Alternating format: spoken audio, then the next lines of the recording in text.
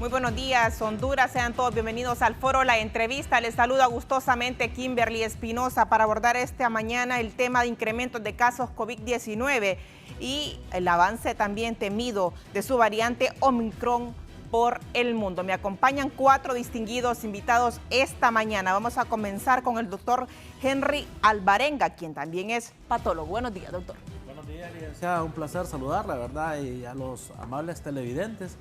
Pues en este importante escenario que tenemos a final de año, en el cual ya se han disparado varios de lo que sabíamos que iba a pasar, aumento de casos, y en el cual este día esperamos sacar buenas conclusiones en el programa para crear estrategias para el día de hoy, no para después. Epidemiólogo Fidel Barahona. Bien, gracias, Kimberly. Buenos días y buenos días a los compañeros panelistas. Es verdaderamente un placer para mí poder estar con ustedes y conversar sobre la situación que está en este momento de la pandemia en el país. César Chirinos, de la Mesa Multisectorial. Buenos días. Hola, muy buenos días, licenciada Kimberly, igual a los panelistas, doctores, especialistas en el tema. Encantado de estar con ustedes. Bendiciones al pueblo hondureño. Hoy en día tenemos retos importantes y desafíos para poder seguir avanzando en este tema de la pandemia. Yo creo que juntos podemos lograr reducir y erradicar la misma.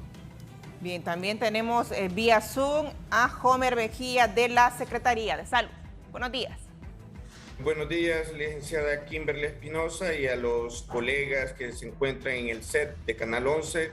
Muy buenos días. Esperamos llevar un mensaje informativo a la población hondureña, sobre todo en este momento que hay un 80% solamente de la población objetivo que se ha aplicado una primera dosis y un 66% que se ha aplicado 2 dosis. Hablaremos de la importancia de la inmunización y de la práctica de las medidas de bioseguridad.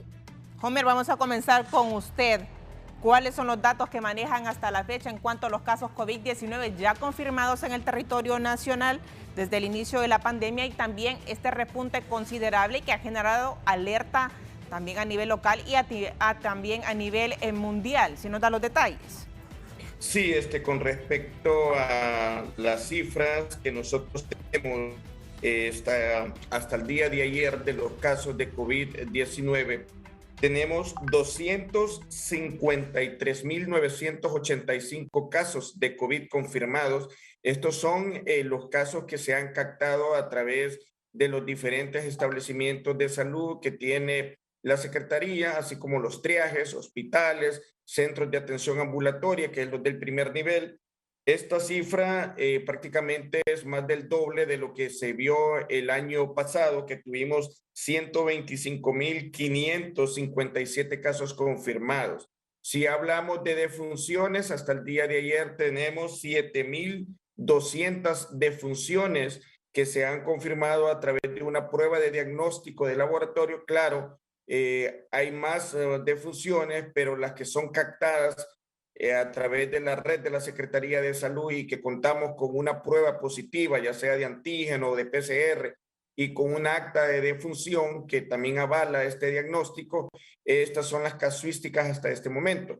Como menciono, van a haber más casos que no se han captado, que son personas que son portadoras del virus del SARS-CoV-2, que no buscan atención médica, sino que de repente cuando hay algún familiar que ha sido diagnosticado, bueno, dicen, si ya mi hermano, mi primo salió positivo, yo estoy positivo, y a veces por cuestiones de estigmatización que todavía vemos en el país, no acuden a una atención. Pero estas son las cifras en este momento. El día de ayer se procesaron 1.775 muestras, de las cuales 140 salieron positivas. Andamos en un 80% de positividad. Hemos visto que después de las fiestas navideñas, el número de hospitalizaciones se incrementó. Estábamos teniendo 15, 10 hospitalizados diarios a nivel nacional antes del 24 de diciembre, pero que después del 24 de diciembre hemos visto como de 23, de 25, llegamos a un día contar con 65 hospitalizaciones en ese día a nivel nacional solo por COVID-19. El día de ayer pues ya teníamos 38 nuevos hospitalizados por COVID-19 Y esto nos indica que con el incremento que estamos viendo en muchos países que están afrontando esta nueva ola por causa de Omicron, que es una de las nuevas variantes de preocupación que se suma a las variantes anteriores como la británica, la de Sudáfrica, la de Brasil y la Delta de la India, y esta que fue detectada en las últimas semanas de noviembre en Sudáfrica, la Omicron. Hemos visto que países como Estados Unidos, que tienen un incremento exponencial de casos, tiene una situación bien complicada, España también, pero igual otros países ya están bajando la cantidad de casos como Noruega, Holanda, Bélgica, y esto dependerá de qué tanto la población de un país esté inmunizada. Entre más inmunizados o vacunados contra la COVID-19, el impacto hacia lo que es el sistema de salud va a minimizar. En este momento tenemos un 18% de ocupación hospitalaria, hay un 16% en las salas COVID y un 18% en la unidad de cuidados intensivos. La situación en este momento, Kimberly, y a la población los televidentes que nos están viendo en este momento, es que en Honduras hay una situación muy importante. Solo un 66% tienen 2 dosis completas, es decir, su esquema de vacunación contra la COVID de 2 dosis. Hace falta un 44% que se vacune, que complete las 2 dosis, que aproximadamente son como 2.600.000. La población elegible a vacunar en Honduras es un poquito más de 6 millones, 6.085.232 hondureños, los que están como población meta a vacunar, y de estos un 80% tienen una dosis de vacuna. Es decir, que nos falta 20% que inicie aplicar una dosis de la vacuna contra la COVID, que es 1.200.000. Es importante que a través de este programa que usted en este momento dirige, así como los demás medios de comunicación, promocionemos y evitemos información errónea que a veces las personas le creen más a los vecinos o también grupos antivacunas, en la cual no me aplico la vacuna porque me puedo morir, porque me van a insertar un chip, porque la piel se me va a poner de pescado, porque me voy a volver estéril, y tantas situaciones, también llegando a relacionar la vacuna con aspectos políticos, el cual no debemos ya de estar en este tipo de acciones e informarlos a través de los canales correspondientes oficiales y buscar información de fuentes responsables como la de la OMS, OPS o el CDC.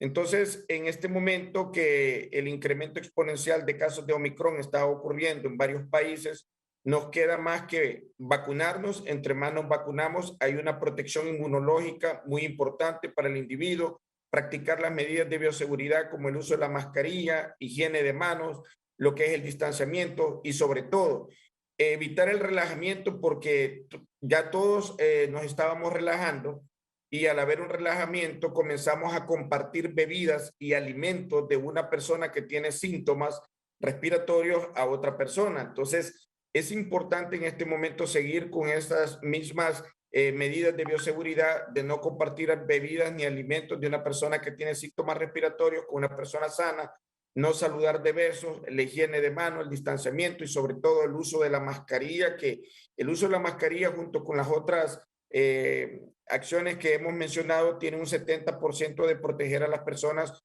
contra la COVID-19. Ahora, la situación es que entre más ocurra el incremento exponencial de casos de COVID, más es el riesgo de hospitalizaciones y algunas de ellos en unidad de cuidados intensivos y otros fallezcan. Y hay una cuestión muy importante que es característica de varios países de vías de desarrollo, y tal es el caso como el de Honduras. En este momento, recordemos que hay un buen número de personas, sobre todo arriba de los 50 años, que adolece de una o más enfermedades de base. Es decir, que algunos son hipertensos, otros diabéticos o tienen las 2 enfermedades.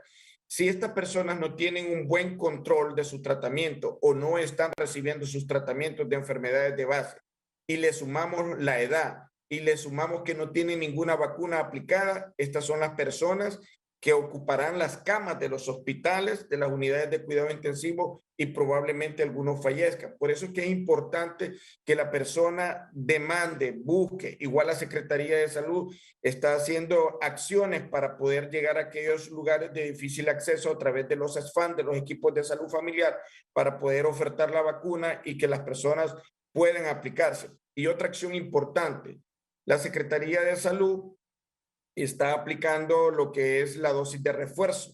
Todas aquellas personas que ya se aplicaron las 2 dosis y que su segunda dosis ya transcurrió un periodo de tiempo de 3 meses, independientemente del tipo de vacuna que se hayan aplicado, pudieron haberse aplicado las 2 dosis de AstraZeneca, las 2 dosis de Sputnik, de Moderna o de misma Pfizer. Al cumplir 3 meses se les está aplicando una dosis de refuerzo de Pfizer. Y aquellos que se aplicaron la única vacuna que es unidosis Johnson y que cumplieron 2 meses de habérsela aplicado, se les está también aplicando una dosis de refuerzo y esto nos permite aumentar la protección inmunológica que ya estaba disminuyendo en las personas y que es fundamental que la población hondureña lo haga para evitar complicaciones. Bien, el doctor Fidel Barahona, ¿qué le parece esta radiografía desde el personal de la Secretaría de Salud? Bueno, mire, nosotros hemos tenido un problema y aquí yo quiero llamar la atención a los epidemiólogos y a los salubristas en el manejo de las estadísticas. Nosotros estamos partiendo de una base de información generada por proyecciones del Censo Nacional. Los que trabajamos en investigación sabemos que el último censo que se levantó fue un verdadero desastre. El INE hizo un muy mal trabajo, ¿verdad? Porque una serie de localidades a las cuales no llegaron o en otras llegaron de manera parcial.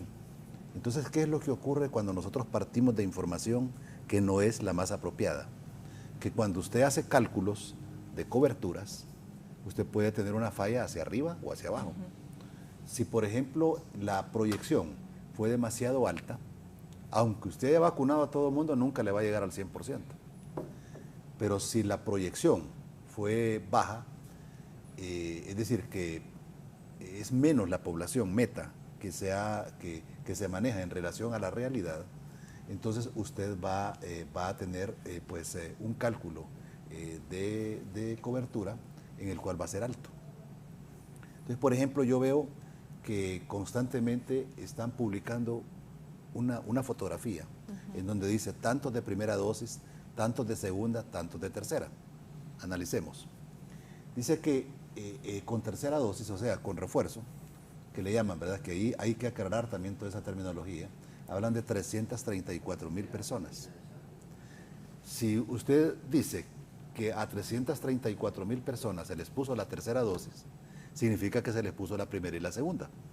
Por tanto, entonces, ese grupo debería de multiplicarse por 3. Estamos hablando más o menos de 1 millón y algo. A los que se les puso 2 dosis, significa que ese valor que está ahí, que son como 4 millones y algo, hay que multiplicarlo por 2. Y luego sumar entonces los de dosis 1. Cuando usted suma eso, le está hablando de 11 millones y pico de dosis aplicadas. Pero en la parte de arriba ponen 9. Entonces, yo tengo una subespecialidad en bioestadística. Entonces yo veo que, por ejemplo, hay muchos datos que a veces uno no los entiende, cómo fue que los sacaron. Lo otro es esto, se vacunaron más de 100,000 personas de Nicaragua. ¿Esos valores fueron incluidos dentro de las dosis aplicadas o están aparte? Creo que eso deberían de explicarlo. ¿Por qué razón? Porque si no se explica, puede ocurrir que nosotros estemos agregando esos valores y luego entonces comparándolos con la población meta que tenemos. Entonces me parece que a esta altura, ya después de casi 2 años de la pandemia, nosotros deberíamos de hacer un alto, comenzar a revisar toda esa estadística que nos permita poder acercarnos mucho más a la realidad. Yo no concibo cómo podemos tener un sistema de salud en el cual tenemos unidades de salud a las cuales se les ha asignado una población y que nosotros no tengamos la población real que hay en esos sitios, cuando perfectamente se puede sacar. estoy casi seguro, como dicen, apostamos doble contra sencillo, que cuando comparemos la proyección con la población real que hay ahí, nos vamos a encontrar con muchas sorpresas. Entonces esto nos permite, por ejemplo, poder hacer un seguimiento de las coberturas de vacunación en cada uno de los municipios, en cada una de las aldeas. Nosotros a esta altura deberíamos de tener eso. ¿Por qué razón? Porque puede ocurrir que el número de casos se le incremente en una zona y que las decisiones que haya que tomar en esa zona sean unas, pero que en otras quizás no se ha avanzado mucho, pero que se puede prevenir porque sabemos que este virus es altamente contagioso y avanza en una forma muy rápida. Yo siempre en todas las entrevistas repito algo, no se nos olvide que el virus no viaja solo, no tiene patitas. Nosotros lo transportamos. Exactamente. Entonces, existe ese análisis, por ejemplo, de cómo anda la movilidad poblacional en cada uno de esos sitios. Eso hay que hacerlo. Sí. ¿Por qué razón? Porque como epidemiólogos estamos obligados a tener que hacer eso para poder entonces generar información que permita a los que toman la decisión poder ser mucho más asertivos. Entonces tenemos varias cosas todavía, ¿no? Por ejemplo, en el caso de los fallecimientos. Un buen sistema de vigilancia epidemiológica debe de tener dos fuentes de información. Una es la información oficial, que sabemos que son los casos que están llegando y que de acuerdo a ciertos criterios pues se diagnostica si la persona tiene o falleció de ese problema. Y el otro es la información secundaria. Si la COVID nos generó muertos, entonces la pregunta inmediata que yo tengo que hacer es, ¿tengo identificados todo ese número de fallecidos que hubo o estoy manejando nada más una parte que me da entonces una situación que al calcular la letalidad, o sea, al calcular la muerte, el número de muertos por cada 100 personas que padecen la enfermedad, entonces ahí nos vamos a encontrar con otras sorpresas. Si por ejemplo la Asociación de Funerarias tienen otros datos. Exactamente. Y ellos tienen datos. A esta altura, si a mí me tocara, por ejemplo, dirigir o estuviera dirigiendo, por ejemplo, el programa de vigilancia epidemiológica, el plan, yo pondría un buen grupo de personas a hacer una serie de análisis. Porque ¿para qué recolectamos información? Si al final solo vamos a decir, pues fíjese que hay tantas personas diagnosticadas, hay tantos fallecidos. Eso me dice algo, pero no me dice todo. Entonces, es importante hacer información adicional. Muy bien. Y le explico, por ejemplo, algo. En vacunas. En vacunas usted ve que cuando vamos a vacunarnos, nos llenan un carnet con un montón de datos. El otro día yo le pregunté a un colega, oíme, ¿y para qué ustedes están poniendo el lote, el número de lote? No me supo contestar. Eso tiene una razón. ¿Por qué? Porque si, por ejemplo, nosotros tuviéramos un programa de vigilancia lo suficientemente fuerte, ir más allá de lo que es el virus, ser proactivos, nosotros deberíamos de generar esa información de una manera tal que cuando yo le pregunte a alguien y hay alguna relación entre las personas, por ejemplo, que tienen niveles bajos de anticuerpos o que están presentando la enfermedad aún vacunados y lo han relacionado ustedes con el número de lote. ¿Sabe por qué es importante eso? Es importante porque podría ser que cuando nosotros analicemos eso nos encontremos que hay un número de casos importante de un número de lote. Inmediatamente que se le enciende una alarma, ¿verdad? ¿Qué pasó con eso? Exacto. ¿No será que de repente ese lote fue manejado en una forma inapropiada? ¿Hay una vigilancia sobre eso? Máxime, por ejemplo, que estamos manejando una vacuna que se llama la Pfizer, en donde los requisitos de manejo de cadena de frío son mucho más extensos. Y de repente en algunos lugares, cuando ya distribuimos la vacuna, no vaya una vacuna con toda la calidad que tiene en lo que señala el laboratorio productor. Entonces, miren, en epidemiología, yo no puedo concebir que alguien pueda trabajar en vigilancia epidemiológica si no es capaz de llevar su mente mucho más adelante y tratar de identificar entonces cómo a través de esa información yo puedo generar datos que me permitan facilitar o entender mejor por qué algo se está comportando de determinada manera. Lo otro es esto rapidito. Si, por ejemplo, yo tengo una alerta epidemiológica, que es una de las frases que hay en vigilancia epidemiológica, y hace más de un mes nos están diciendo en varios países que está la presencia de la variable Omicron, ¿qué es lo que tengo que hacer? ¿Qué me dice la lógica? ¿Qué me dice la lógica? Ser más restrictivo, o sea. Tengo que tomar medidas, tengo que estar preparado para eso, porque si no nos va a pasar lo mismo que cuando comenzó la pandemia, que nos dio 4 meses para prepararnos. Sí. Pero como no somos proactivos, no estamos generando esa información, porque en un sistema de salud, vigilancia epidemiológica es el cerebro, es el lugar de inteligencia para que nos permita poder tener toda esa información y tomar las decisiones apropiadas. Doctor, nos da los detalles, bueno, esta radiografía y los casos están realmente ya prácticamente como estábamos al inicio de la pandemia. Siguiendo el hilo de lo que decía el doctor Fidel, creo que en Honduras, desde que inició la pandemia, ya por marzo del 2020, hemos carecido definitivamente, y lastimosamente hay que decirlo, desde la cabeza, de una persona que haga una estrategia real, no solo con el tema de la pandemia, ¿verdad? Sino que junto a la pandemia se tenía que manejar todas las patologías de base que llegan los hondureños. ¿Por qué? Yo por lo menos he hecho un análisis personal por mi misma especialidad, ¿verdad? En cuanto a parte de lo que es la diabetes. Prácticamente hay 1,5 millones de personas diabéticas, inclusive puede llegar hasta los 2 millones de no diagnosticados. ¿Y ya están vacunados o todavía no? Y no todos están vacunados. Es que hay un 30% de la población mundial, y también incluye Honduras, que no se quieren vacunar definitivamente. Por ejemplo, mencionaba el doctor Homer de que había un gran porcentaje, prácticamente un 40%, que solo usó una dosis. Una dosis no está protegido la persona. Protección es 2 semanas o 14 días después de su segunda dosis. E inclusive con la variante Omicron pasa algo. Omicron tiene una diferencia muy marcada con respecto a Delta. Delta es más agresivo. Omicron se transmite mucho más, pero Omicron no respeta en muchos casos a las personas que ya están vacunadas. O sea, ya se ha visto en varios países personas que tienen 2 y hasta 3ª vacuna que Omicron los infecta. Es cierto, la letalidad es menor. El problema de la variante Omicron, que es lo que debemos de entender en Honduras, es de que al ser más transmisible o menos letal, igual le va a colapsar el sistema de salud. Muchos especialistas en Europa hablan de daño colateral de Omicron. ¿A qué se refieren con daño colateral?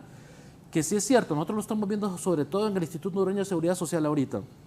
No están llegando las personas tan graves, no necesitan oxígeno, pero es tanto la cantidad de afluencia de personas que llegan que le colapsa el hospital. Entonces, que una de las cuestiones que se tiene que volver a retomar en el país de emergencia es la apertura de los triajes, ¿verdad? Crear megatriajes y sobre todo, yo siempre lo dije al inicio de la pandemia, los triajes han quedado cortos. ¿Por qué? Porque en los triajes, por lo menos 1 o 2 en la capital, igual en San Pedro Sula, se tuvo que haber manejado inclusive con alto flujo esos triajes.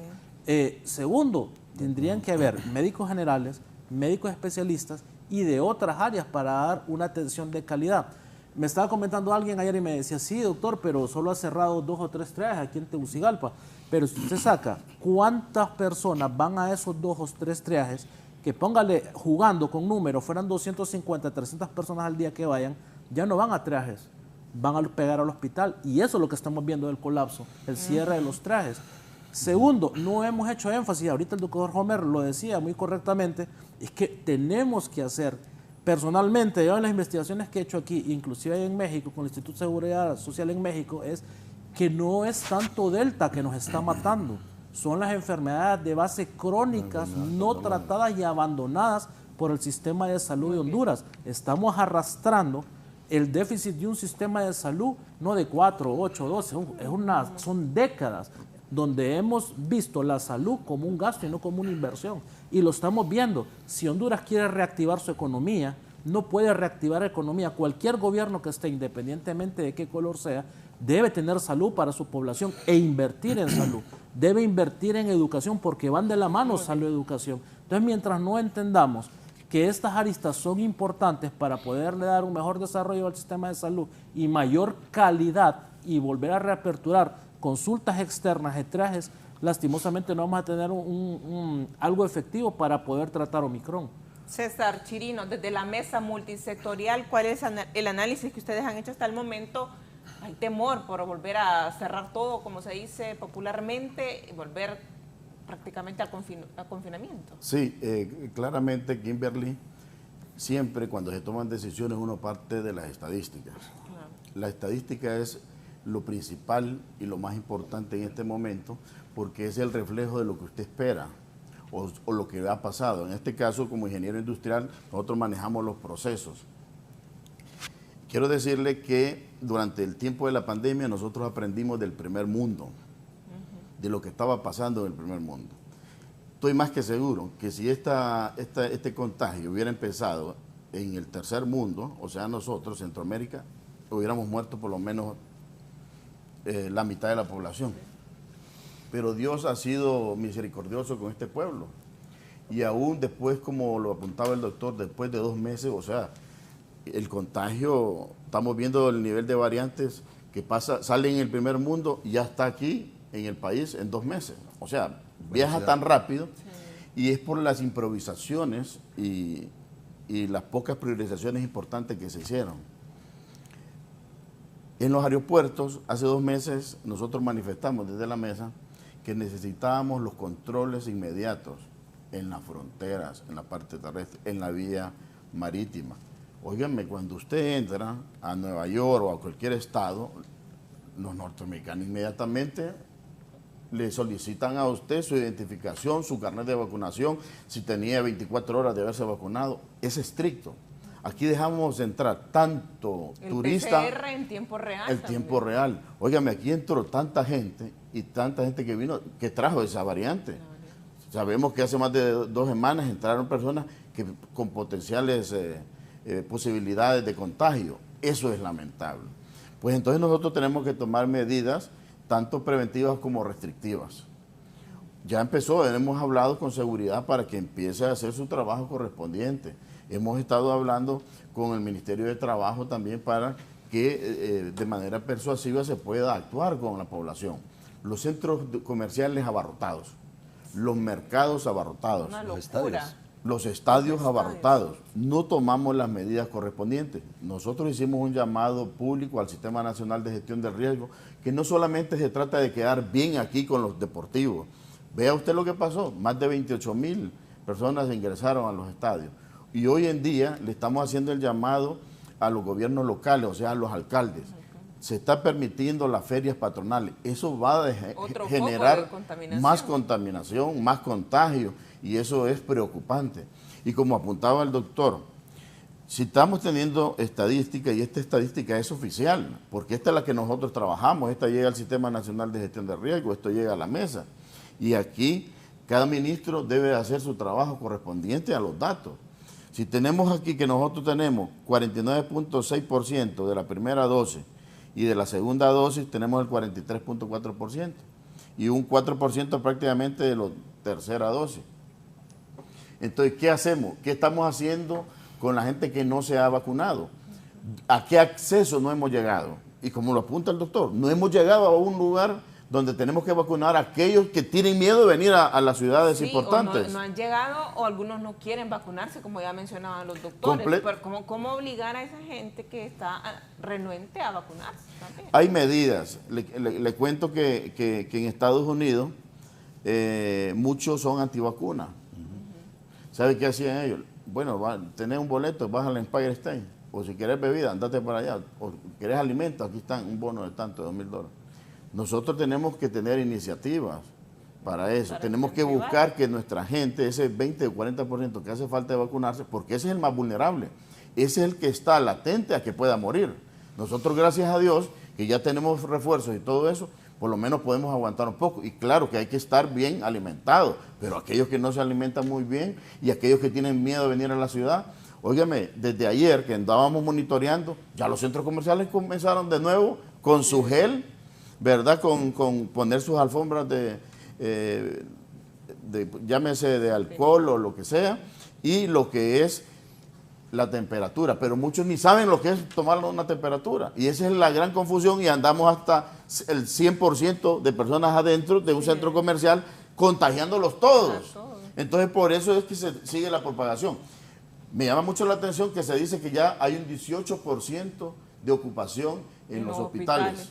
Eso Pero es... el hospital escuela, él mencionaba su subdirector que ya está prácticamente, la sala UCI está a tope. Entonces, Hay niños también, el caso de los niños también. Entonces eso es preocupante. Uno, porque tenemos que tomar lo que decía el doctor, los triajes, no podemos estarlo cerrando. Se le dijo a la señora ministra, por favor, evite cerrar esto, o si no, la bitácora o la distribución de los médicos y profesionales.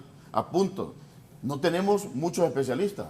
Tenemos médicos generales que estuvieron de soporte en este momento, pocos medios especialistas, y no digamos cuando se ha hablado de los cercos epidemiológicos. A mí me gustaría, ahora mismo que estamos con el señor coordinador de vigilancia de la salud, que lo saludo al amigo doctor Homer, encantado de escucharlo, es un hombre muy técnico, muy profesional, pero me gustaría cuál es la estrategia y cuáles son los focos de contagio mayor, como así lo manejamos nosotros en un momento. En este momento, la mesa, recuerde que prácticamente está pasando el mando a las próximas autoridades, o sea, está en el proceso de transición y se ha descuidado en esto.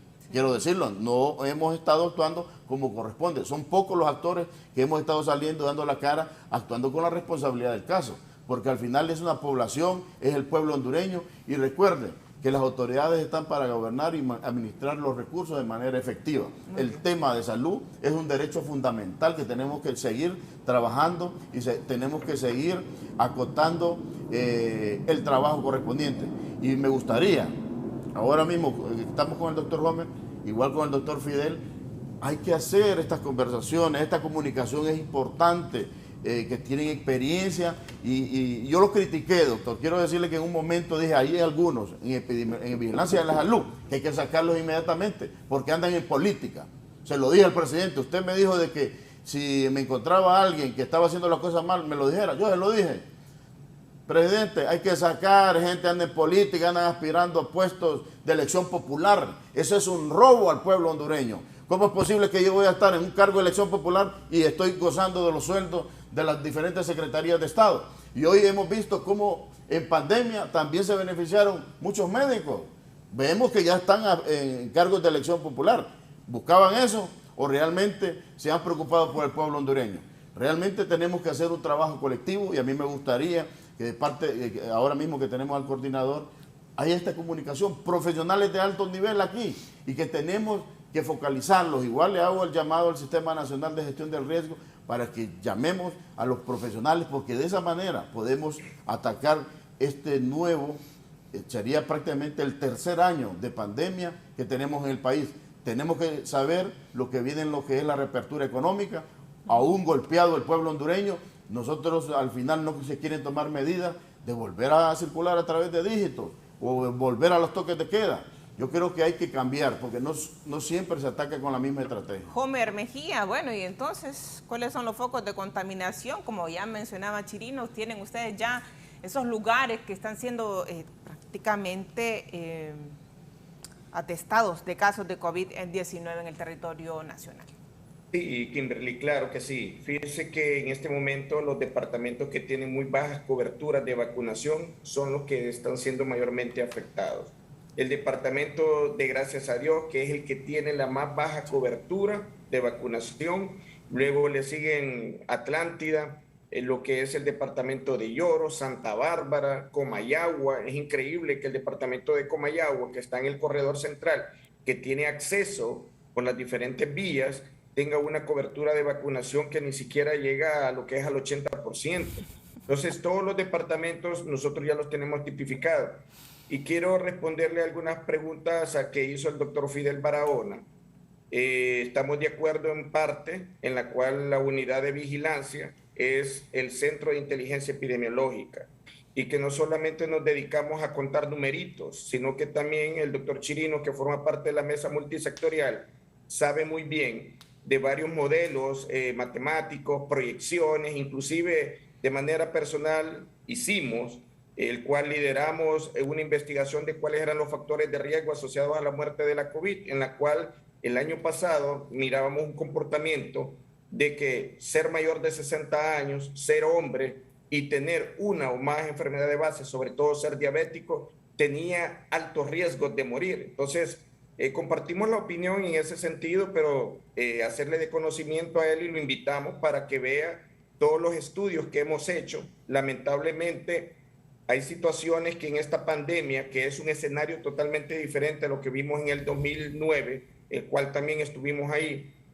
en esta pandemia hubo una inclusión política en la cual la parte técnica a veces no era respetada.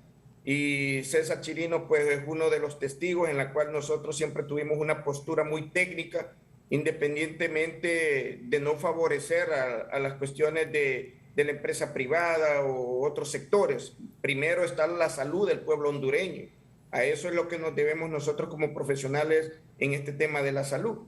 Y lamentable que el profesional que no le respondió sobre el lote, porque lo del lote también es para ver la fecha de vencimiento, para ver efectos adversos que se pueden presentar en algunas personas en la cual se les ha aplicado esa vacuna, para ver si no hay una protección inmunológica, porque la temperatura no cumplía los requerimientos. Para eso es lo del lote. Y bueno, si no le pudo responder, es una cuestión muy personal, pero sí existen. Él mismo lo sabe porque él fue parte, o no sé si será parte de la Secretaría de Salud, que estuvo muchos años ahí, pero decirle que lo invitamos para que él vea todo el trabajo que se hace en la unidad de vigilancia, y no solamente es contar números, sino que también dar propuestas, dar soluciones que lamentablemente con la inclusión política a veces no éramos escuchados, pero la responsabilidad de nosotros era dejar en agenda qué es lo que nosotros estamos proponiendo, y ahí está César Chirinos, que lo sabe muy bien, que a veces tampoco la mesa multisectorial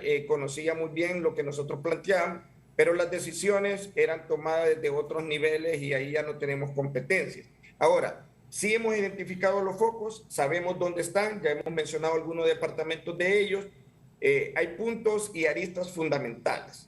Primero es mejorar lo que es la inmunización en las personas, independientemente, sabemos que siempre hay sesgos, doctor, en las proyecciones de los censos, y usted lo sabe muy bien, y cualquier demógrafo, cualquier estadístico lo sabe, que siempre hay un margen de error.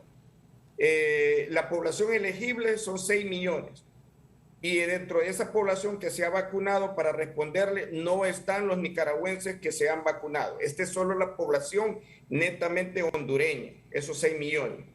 La otra cosa es que mientras no mejoremos lo que es la vacunación en el país, vamos a tener lo que es la protección inmunológica disminuida en nuestros hondureños. Y la otra cosa básica, mientras las personas que adolecen de una enfermedad de base o tengan una condición preexistente como la obesidad, no mantengan un control o un tratamiento adecuado o estén recibiendo su tratamiento de las enfermedades de base, el 80% de las hospitalizaciones por Omicron en los países en donde ya hay una información es que no es por la falta de oxígeno o per se por la variante Omicron, es porque hay complicaciones de sus enfermedades de base.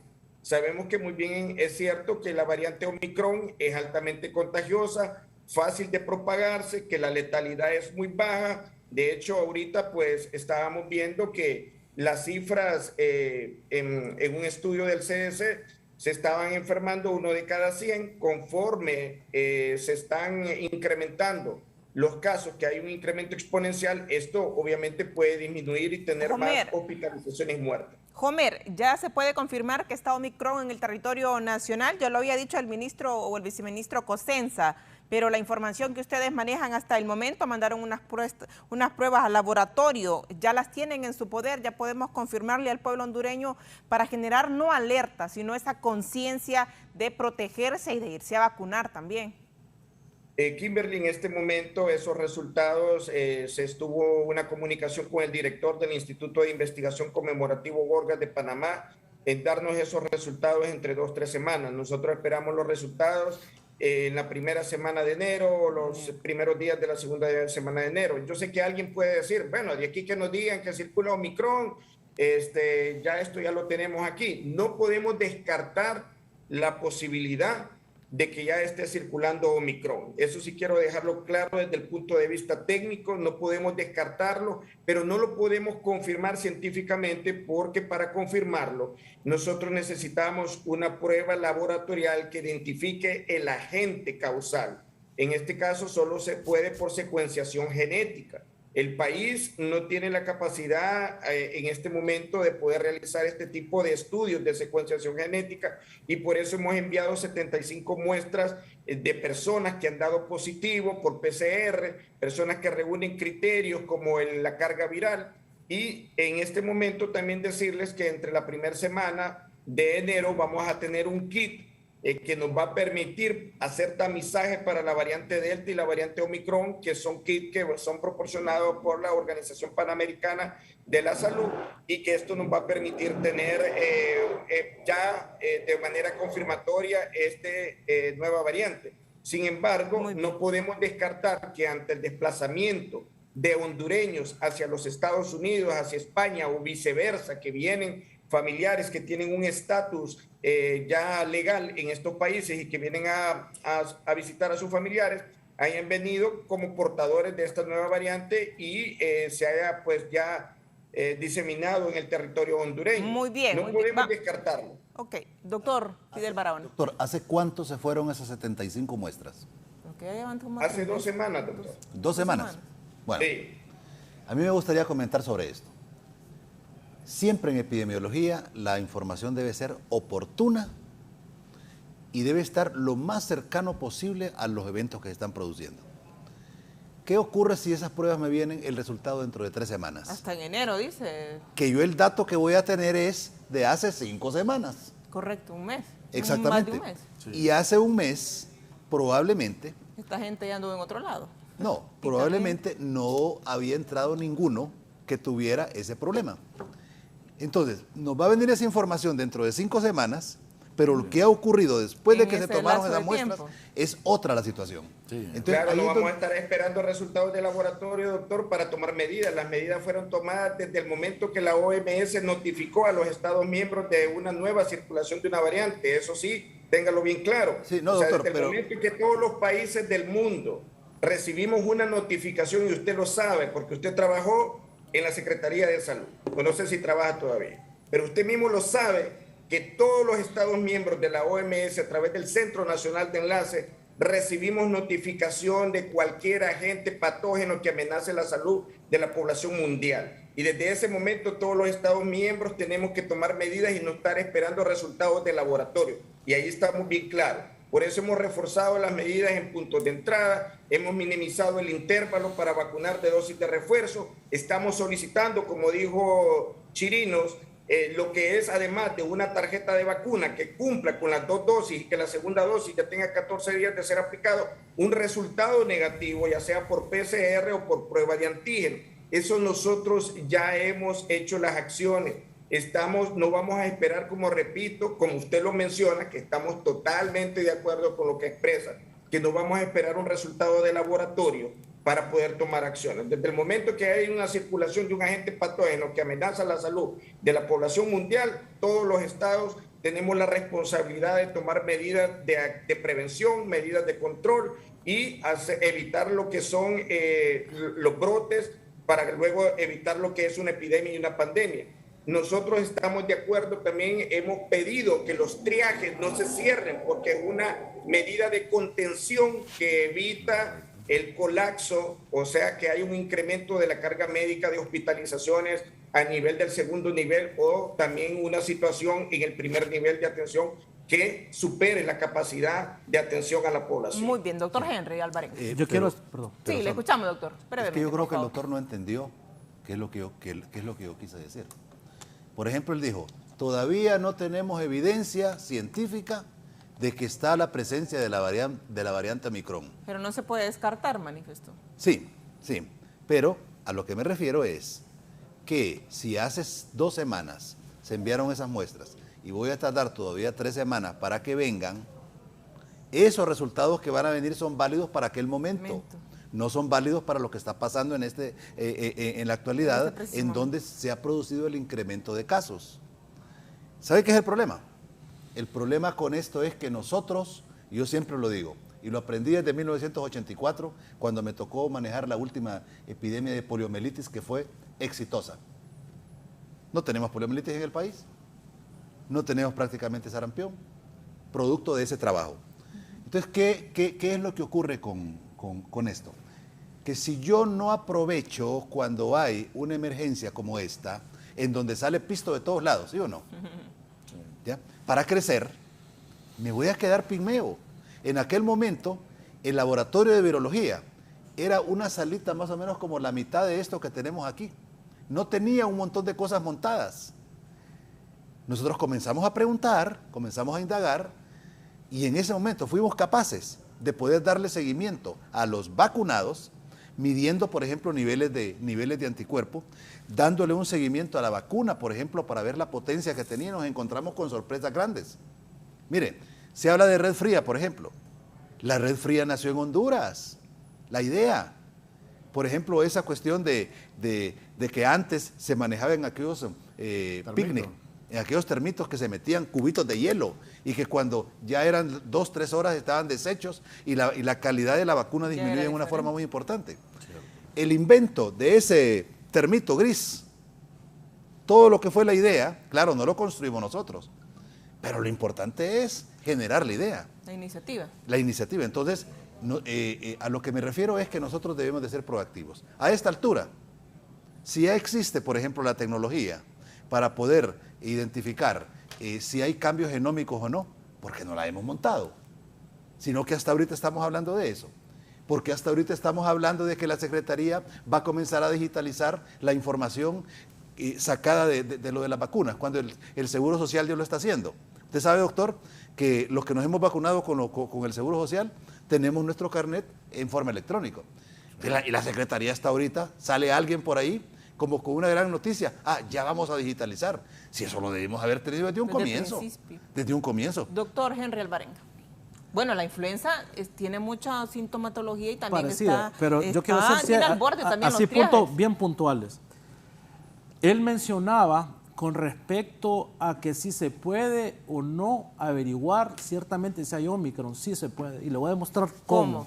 ¿Va? O sea, hay que hablar con argumentos. Mire, acá hay laboratorios privados en el país que ya le pueden dar lo que es alfa, beta, gamma, delta. A esos laboratorios, y yo creo que el doctor Homer lo sabe, ya se han mandado pruebas.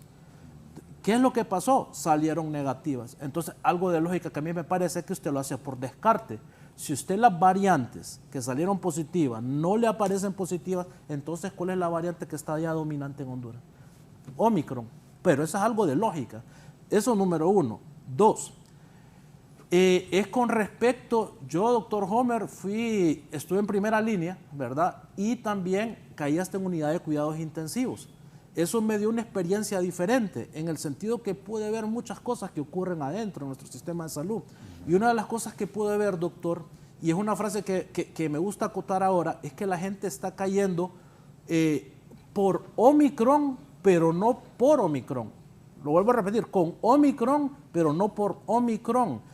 En toda Europa lo que se está viendo en esas grandes oleadas es que la gente no se está internando por Omicron, es con Omicron. Se hizo un estudio, ¿verdad?, ya en Sudáfrica, 8.644 personas internadas por COVID-19.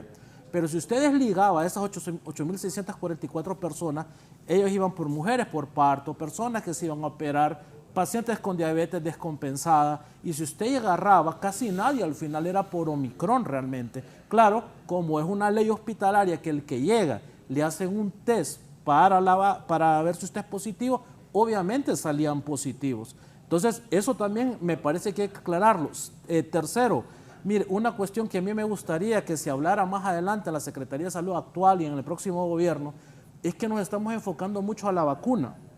Y es correcto, hay que vacunar de manera masiva y llegar a aquellos grandes lugares. Pero mire, doctor, personalmente yo creo que el gran error que hemos tenido como humanidad, eso no solo es aquí en Honduras, es que no enseñamos a la población a cómo, por ejemplo, subir nuestro sistema inmune. También. Sabemos que el virus ataca el problema de un sistema inmune. ¿Cuántos programas, doctor, hemos hecho, independientemente que estemos de acuerdo en sus posiciones o no estemos de acuerdo, pero así en general, ¿cuántos programas nosotros utilizamos para enseñarles a la población cómo usted debe subir su sistema inmunológico? Ninguno prácticamente.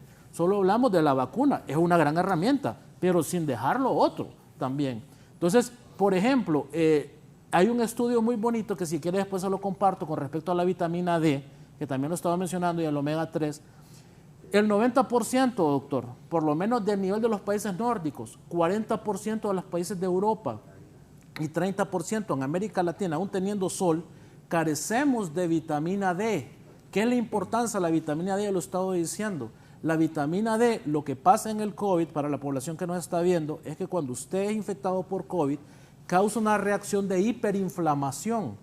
Entonces, esa inflamación es buena porque al principio es cierto, nos protege, pero el cerebro no tira la señal al cuerpo como diciendo, pará, ya no tenés que atacar al virus porque ya lo deshiciste. Empieza una serie de reacción inflamatoria, mata al paciente. ¿Cómo se para eso? 90% de los pacientes, doctor, que están en la unidad de cuidados intensivos en el mundo tienen deficiencia de vitamina D. Entonces, el que tiene deficiencia de vitamina D tiene 16 veces más probabilidades de morir y ser ingresado en una unidad de cuidados intensivos. Personas que también tienen enfermedades crónicas, ya tienen inflamación de base, ¿verdad? A nivel vascular por sus enfermedades. Los agarra el COVID, los inflama y los termina matando. Pero de esas cosas no hablamos. Eso es prevención también. Entonces debemos de incluir en nuestro sistema de salud, ¿verdad?, ya nueva metodología, ¿verdad?, para poder tratar también el COVID-19. Y para terminar, sumado a esto, en el 2022 vamos a tener dos grandes herramientas, doctor Homer, que eso le quería hacer énfasis, que ya el gobierno actual debe empezar a moverse rápido con ese tema, que es el uso de la Paxlovid de Pfizer y el Molnupiravir de Merck. ¿Por qué? Estos dos medicamentos, que son los únicos tratamientos reales que existen para COVID, nos va a reducir prácticamente en un 90% la afluencia hospitalaria, porque está diseñado para personas ya con COVID y con síntomas. Entonces nosotros le pedimos, pues como sector salud, ustedes que están enfrente ahorita, que ya empiezan a crear una estrategia y empiezan ya a nivel internacional a moverse para que no pase lo que pasó en las vacunas, que se llegaron un poco tarde. Entonces esto ya se puede ir gestionando con Pfizer y con Merck para que el otro año no tengamos un colapso, porque las personas nos pueden llegar a los triajes, le damos su medicamento y se pueden ir a tratar a su casa. Eso nos reduce. César Chirino, ¿les preocupa este tema de los triajes? Varios se han cerrado y, bueno, personal también ha sido tirado prácticamente o dejado a su suerte. Están prácticamente también protestando para conseguir esa plaza. Esa gente se ocupa. Completamente, licenciada. Yo creo que debemos de apuntar de que deben de darles el acuerdo a aquellos de primera línea. Nosotros lo manifestamos, estuvimos en el Congreso Nacional con el presidente del Congreso. Bueno, fue una promesa, se nació, dio la palabra. Nació el decreto 47-2020, donde se le iba a dar acuerdo a más de 4.000 médicos, enfermeras y personal de apoyo. No nos pareció que no se actuó con esa seriedad, no se actuó por parte de la Secretaría de Salud conociendo el presupuesto o desconocieron cómo se maneja el presupuesto que es base cero. Solo se contrataron prácticamente 1.732, fue incorrecto. Sin embargo, se puede salvaguardar que el 5 de noviembre nace otro decreto para apoyar al Poder Ejecutivo, donde se le debe dar acuerdo a todos los médicos. En este caso, quiero decirles que ya ustedes tienen esa garantía, tienen ese derecho, y se lo estamos haciendo conocer a las nuevas autoridades que están en proceso de transición. Estamos de acuerdo que hay que hacer el análisis, porque no se puede estar dándole acuerdo a más de 70.000 empleados. Recuerden que los del nuevo gobierno tienen 12 años de estar en llanura y ellos quieren ocupar su puesto de trabajo. Sin embargo, tenemos que atender tanto el tema de la pandemia, tenemos que atender otros temas vitales e importantes en el país, pero la contratación del profesional de la medicina, esto nosotros lo dejamos claro. Tuvimos una reunión con la Secretaria de Estado de los despachos de salud, tuvimos reunión con el ministro de la Presidencia, al igual reunión con el secretario jefe de gabinete. Ellos establecieron eso, que había prácticamente de parte de salud algo que nunca se había visto, es la falta de gestión. Falta de gestión, inmadurez, y que estaban pensando más en favorecer a unos y desfavorecer a otros. Óigame, el personal de la medicina no miró si usted era de Partido Nacional, si usted era de Libre. Correcto. Ellos se impusieron, perdieron algunos hasta su familia, así que muchos se quedaron en el camino, César, sí, murieron también. Murieron, algunos profesionales de la medicina murieron. Podemos ver ahí enfrente del colegio médico que hay varias cruces. Óigame, ellos fueron los que estuvieron de frente en esto, y sin embargo estuvieron aprendiendo. Vea usted, el doctor dice que estuvo hasta en cuidados intensivos, así es. Sí. Óigame, él le puso su vida. ¿Cómo no es importante reconocer el derecho que tiene. Una, porque trabajó todo el tiempo, más de 90 días. Eso es un derecho que es inadmisible, irrenunciable, que usted tiene que dárselo. Así que nosotros vamos a estar muy atentos para el fiel cumplimiento de lo mismo. Ya hicimos llegar nuestro comunicado para que se les reconozca a todos ellos. Y no es necesario que ellos estén saliendo a la calle, es penoso que ellos expusieron su vida, los enfermeros, personal de apoyo. ¿Sabe qué, Kimberly? Muchos conductores murieron porque tenían que trasladar a pacientes, amigos nuestros. Mucho personal que estuvo trabajando con los miembros de primera línea también se quedaron en camino. Y tenían enfermedades patológicas, se expusieron. Vean, nosotros no tuvimos una baja importante en el sector público porque utilizamos la estrategia de Weizmann de Israel, que podía usted trabajar 5 días, en Israel trabajaban 4 días y 10 no. Y hacían actividades de teletrabajo. Nosotros aplicamos 5 aquí, 5 días de trabajo y luego 10 días de teletrabajo. Y esto nos ayudó porque no podíamos concentrar la población de empleados públicos porque íbamos a perder la vida. Hay muchos que tienen enfermedades patológicas, casi el 70% de empleados públicos padecen de diabetes, padecen de presión y ahora mismo, con la incertidumbre que se van a correr, hasta se están muriendo nuestros compañeros. Esa es una realidad y tenemos que decirlo. Muchos compañeros nuestros ya están con un tremendo estrés y eso le ha generado ya problemas faciales, derrames faciales y tenemos ya varios casos de compañeros porque se van a quedar sin empleo y ellos tienen familia. Yo por eso le hago un llamado a las nuevas autoridades que es un tema muy sensitivo, sensible y que es un derecho fundamental de acuerdo a los derechos humanos y la Constitución de la República demanda que los gobiernos deben de garantizarle su trabajo a los que desempeñan en todo caso un servicio público. Muy bien, vamos a la pausa, enseguida vamos a regresar cuáles son o cómo identificar caso COVID, cuando es un caso COVID, cuando es influenza o cuando es cualquier otra, una gripe también o resfriado común, para que la ciudadanía esté atenta y sepa cómo diferenciar y tomar las medidas de prevención para irse a los triajes y hacer esa atención de prevención y evitar obviamente colapsar nuevamente los hospitales a nivel nacional. Ya volvemos.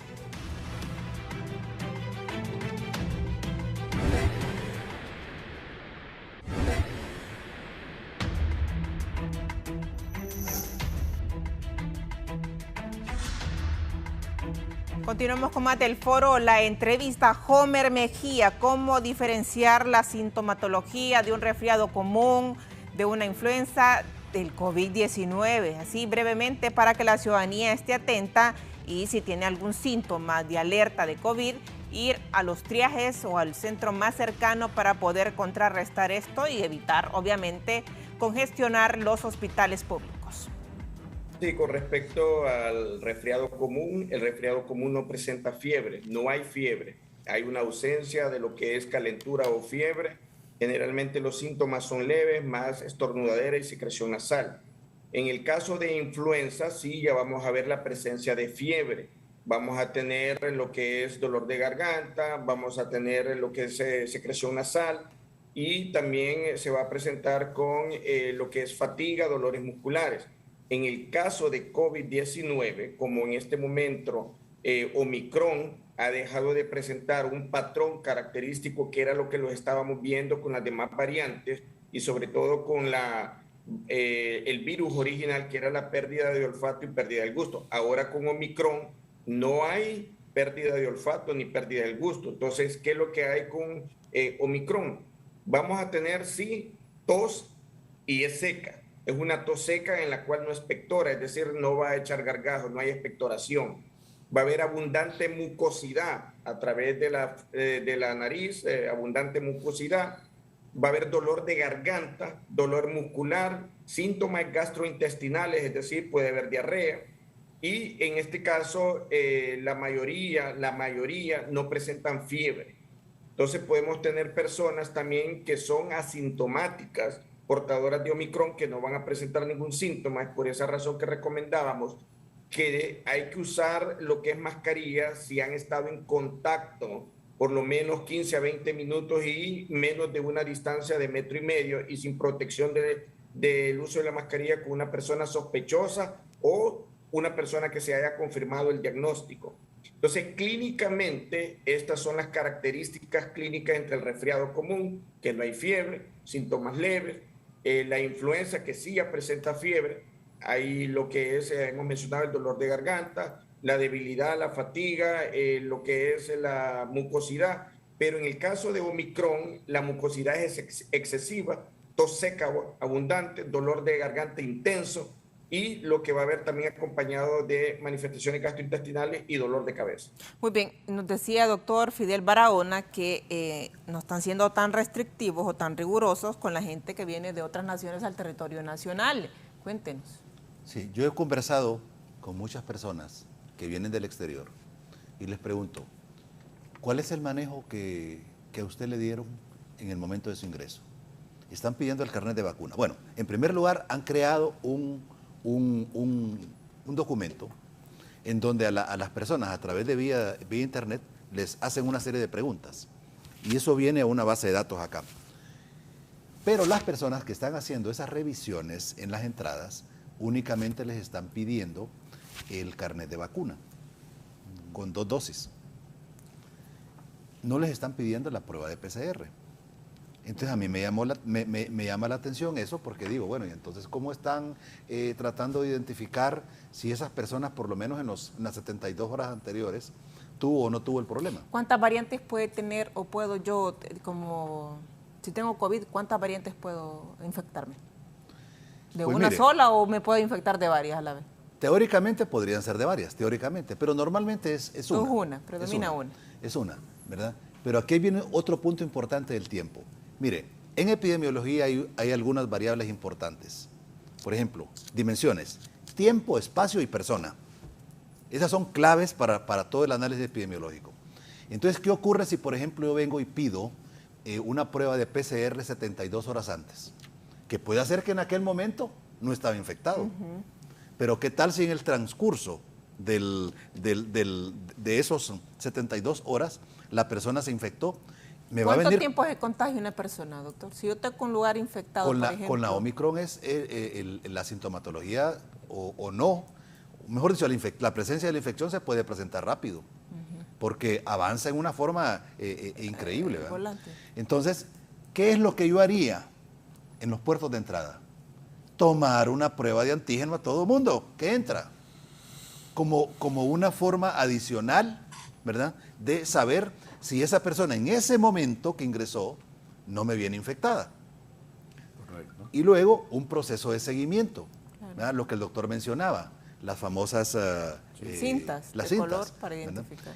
Por ejemplo, aquí la gente entra y no hay un seguimiento, pero debería de tener el sistema de vigilancia, debería de tener un seguimiento para todas esas personas de una manera tal que puedan estar informando o que pueda haber un call center, por ejemplo, para averiguar, ¿verdad?, con la información que dio, de dónde va a estar, del número de teléfono, estar averiguando, por lo menos en los primeros días, si la persona no está presentando alguna sintomatología.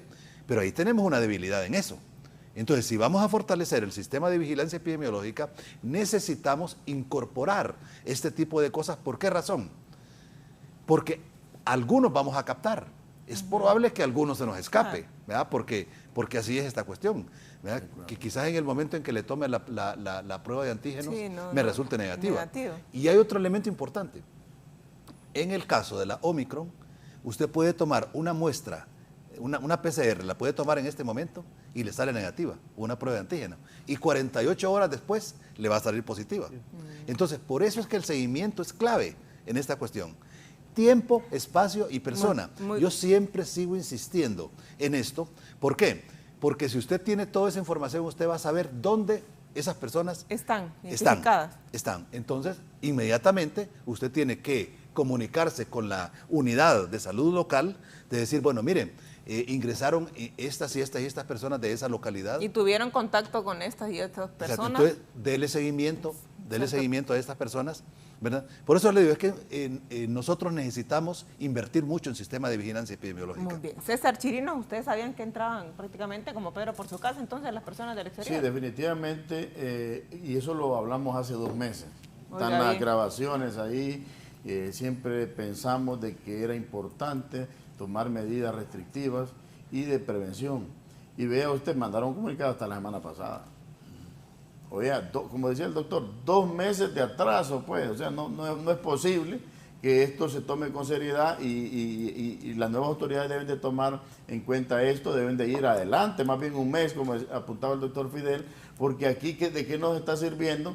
Oiga, me mandaron un comunicado hace una semana, después de que se le advirtió hace 2 meses, con el tema fronterizo, con el tema de que hay que tomarlos en los aeropuertos y con el tema de lo que es la parte terrestre, ¿verdad? Entraron 100.000 nicaragüenses, entraron haitianos, entraron de otros países y no pudimos hacer nada. Entonces, no es que solamente se venían a vacunar, también daban su paseadito y ahora lo que tenemos es que aquellos que no se han vacunado, aquí los tenemos en los hospitales. Estamos hablando del 18% de la capacidad en hospitales que están ya en esa disposición. Yo apunto muy importante el tema de lo que nos acaba de decir el doctor, las pruebas de antígeno y darle seguimiento. Un proceso clave y claro. El tema del doctor que nos acaba de mencionar del medicamento. Eso es muy importante, doctor. Y es importante fortalecerlo porque ya debemos de preparar para comprarlo. Es directo ese medicamento para lo que es el COVID. Entonces, lo que apunta el doctor hay que tomarlo en cuenta. Y quiero hacer un llamado a la Junta Interventora del Seguro. Del Seguro, por el caso del doctor. El doctor puso lo corrieron su vida. por y no es posible eso, y los conocemos todos. Yo quiero que rescaten ese punto, y porque si no, la población hondureña los va a juzgar a ustedes. Ya vieron cómo pasa factura el pueblo hondureño. No es posible que aquí se tomen decisiones, pero de manera arbitraria y de manera política. Es importante que analicen ese caso. Necesitamos tener los profesionales del más alto nivel en las instituciones. Aquí debemos de fortalecer el sistema sanitario. Y me está escuchando el doctor Berrío. Por favor, atendamos el caso del doctor. Es muy importante que tengamos la mayor cantidad de profesionales. La Secretaría de Salud debe dar un paso importante, deben de haber transformaciones. En el caso del doctor es un hombre muy técnico, pero no me va a dejar mentir que ahí muchos andaban en política. Y hay que decirlo. Y entonces se estaban robando el sueldo de la Secretaría de Salud y andaban en campaña política. Y se contagiaron hasta 4 veces porque no andaban haciendo el trabajo correspondiente. Se los he criticado, se los he manifestado. ¿Ustedes van a la mesa multisectorial o ya está desarticulada? No, ya prácticamente quedamos desarticulados, solo quedamos algunos hablándole a las autoridades que conocemos. O sea, nosotros llamamos al Sistema Nacional de Gestión del Riesgo, llamamos a los directores, llamamos a los profesionales de la medicina, llamamos incluso a la Secretaria de Estado. ¿Qué está haciendo? No hay que dormirse. ¿Le contesta? Sí. No, sí, claro, sí contesta. En ese sentido no voy a descartarlo. Incluso le hemos pedido que no abandonen sus puestos de trabajo, que aún deben de estar hasta el 21 de enero y deben de cumplirlo. La Secretaría de Salud necesita un fortalecimiento y necesita una reingeniería completa para que trabaje. Si lo ha hecho bien, pues que lo debe de hacer mejor. No podemos descartar el buen trabajo también que hicieron. Algunos, pero otros andaban en campaña política y el pueblo les pasó factura, pues no los quiere ver. Doctor Alvarenga. Bueno, eso es lo que decía el César Chirinos, de los medicamentos que puede comprar la ciudadanía para fortalecer su sistema inmune, pero también cuando no podemos comprar un medicamento, ¿qué alimentos podemos ingerir también para poderlo implementar a nuestra dieta alimenticia? Es que si usted agarra lo que le cuesta el omega 3, que no es cualquier omega 3, que hay que cuidarlo, ¿verdad? Es uno que se llama EPA, es un potente antiinflamatorio, mucho más inclusive a dosis altas que el ibuprofeno y que la dexametasona, que es un corticosteroide que utilizamos para COVID-19. Aparte, la gran función que tiene para bajar triglicéridos, aumentar colesterol bueno, disminuir colesterol malo, disminuye la vasculatura, la inflamación. O sea, no tienen idea lo que puede causar en la población eso. Y yo, como digo, me quiero adelantar siempre a lo que es el 2022, ¿verdad? Estamos haciendo una buena labor, hemos avanzado con la vacunación. Yo pedí, inclusive en otros espacios, que sobre todo el 28 de noviembre, que había una afluencia masiva de la población a la urna, que se vacunara ese día. Creo que para mí se desperdició lastimosamente ese día. Tenemos el 24 de diciembre, pero todos estos días tenemos un espacio donde toda la gente va al supermercado, la gente va a los mercados, la gente va a los aeropuertos, la gente va a los moles. Esos moles, o sea, no cabe un alma. Óigame, si hacemos las cosas bien hechas, tendríamos una inoculación masiva como nunca hemos tenido. Bueno, en he el visto en los 2021. moles, doctor, que están también algunas brigadas que están ahí en los moles, la gente está haciendo fila y se está vacunando. La pregunta que eso usted es debe hacerse, licenciada, positivo. es, y lo mencionó creo que el ingeniero Chirinos también y el doctor Homer, es ¿por qué las personas, ahí lleva un gran análisis, por qué las personas no se quieren vacunar? Le voy a decir 44%, personalmente. bueno, y ese 44% será el que anda contagiando, Homer, No, creo que sumó mal él, porque él habló de 66. que están vacunados Sí, con están 2 vacunados. dosis. Y luego dijo 44, no son Sí, no, 110, es 34. El 66% de la población elegible, que son 6.085.232, de esos 6.085.232, solo el 66% tiene aplicada las 2 dosis de vacuna contra la COVID. Entonces, Hay un 44% que todavía no ha completado las 2 dosis. 34%, doctor. Pero ahí se puede 66 reestructurar. más 44, 110. Se puede reestructurar, doctor Homer, las brigadas que han estado habiendo, casa por casa, veamos en esta pandemia. A mí me parece, doctor, con todo respeto, que no han dado la mejor positividad correcto en cuanto a captación de casos y tratamientos. Entonces, esta gente, pero sí es un recurso formado que hay que aprovecharlo. Entonces, lo que se debe hacer para mí en este instante es agarrar ese recurso, lo que hablaba el doctor Fidel y lo que hablaba el ingeniero Chirino, de ir casa por casa.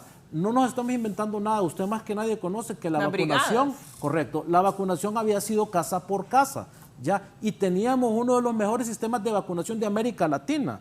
O sea, no es nada nuevo lo que vamos a implementar, correcto. Hay que volver a hacer ya con ese recurso formado, no ir tanto casa por casa a preguntarle si usted ha tenido fiebre, porque ya no existe la fiebre prácticamente. Es a vacunar casa por casa y que los centros de salud tenemos que hacer mapas, ¿verdad? Que se cumplan en las grandes ciudades, en los grandes municipios de división territorial para que todos, o por lo menos llegar al máximo de la población, que podamos vacunar. La inoculación, más ciertos medicamentos, más estos antivirales que vienen. Yo soy muy positivo, doctor, honestamente, de lo que puede venir el 2022, ¿verdad? Y más reapertura de trajes, de lo cómo podemos controlar la pandemia el 2022. Lastimosamente, doctor, no tenemos que empezar en enero a tomar determinaciones. Es hoy. Le voy a poner el último ejemplo. La Universidad Nacional Autónoma de Honduras, creo que va a ser clases semipresenciales, empiezan el 28 de enero. Entonces, yo le voy a hacer una pregunta. No usted, eso es en general que lo hago. ¿Cuándo se tuvo que ver inoculado a todos los estudiantes universitarios? ¿En diciembre o en enero? Sabemos que se tarda, depende de la semana. Correcto. Son por lo menos 3-4 semanas. Entonces, ¿cómo queremos reaperturar las clases si no tuvimos una estrategia para ya inocular a los estudiantes universitarios? Los niños lo van a hacer, creo, a partir de la segunda semana de enero. Entonces no vamos a poder empezar las clases en el mes de febrero, por lo menos al inicio. Va a ser finales de febrero, principios de marzo. Entonces tenemos que, creo que, acelerar ese proceso para que nuestros niños, jóvenes y universitarios ya estén inoculados totalmente a la hora de que vayan a clases, para que no vaya a ser un nuevo brote a nivel nacional. Homer. Sí, solamente mencionar que una de las limitantes para esta pandemia, un escenario totalmente diferente, es la inclusión política. Ojalá que hayamos aprendido la lección y que escuchemos a los técnicos, a los que nosotros estamos dando los mensajes, que se tome con seriedad y que no busquemos beneficios, que lamentablemente eso fue una de las situaciones que vivimos en esta pandemia, y hay que decirlo, hay que ser muy abierto y dar la cara y decirlo. Correcto. Y yo sé que no les va a gustar a muchos, pero muchas decisiones técnicas no fueron tomadas por ya altos niveles políticos, y esto a nosotros nos entristece, se lo digo de manera personal, porque como dijo Fidel Barahona, la unidad de vigilancia no es una unidad solo para llevar estadística, y nosotros compartimos, porque hemos sido formados como epidemiólogos de campo, no para estar en una oficina, sino para generar evidencia científica. Nosotros hicimos demasiado en cuanto a análisis de modelos matemáticos, análisis de factores de riesgo, infinidad de análisis importantes. Las reuniones con la mesa multisectorial, ahí está Chirino, la postura que siempre tuvimos, muy técnica, y eso siempre fue así, pero lamentablemente en muchas ocasiones no nos escucharon las decisiones que nosotros tomábamos, pero sí tenemos la evidencia de que nosotros en esas reuniones dábamos nuestro punto de vista técnico, lamentablemente pues no fueron. Esperemos que esta lección aprendida se tome en consideración para futuras epidemias o pandemias y que se respete la parte técnica, porque quién más que los técnicos, que somos los que conocemos, como dijo, en epidemiología es una clase básica, saber que la epidemiología descriptiva tiene que iniciar con persona, con tiempo y lugar, y de ahí hacer los análisis de tipo analítico.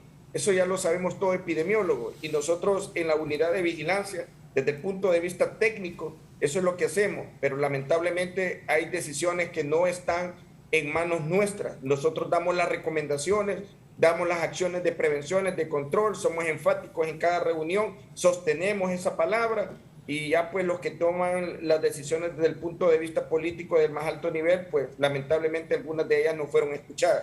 Esto es una de las lecciones que debemos aprender. Y ya para finalizar, pues decirle a la población hondureña que estamos ya a terminar el año 2022, que este fin de año nos permita ser más responsable en este momento. Hay que seguir las medidas de bioseguridad, el uso de la mascarilla si vamos a salir a lugares muy concurridos o fuera de nuestra casa.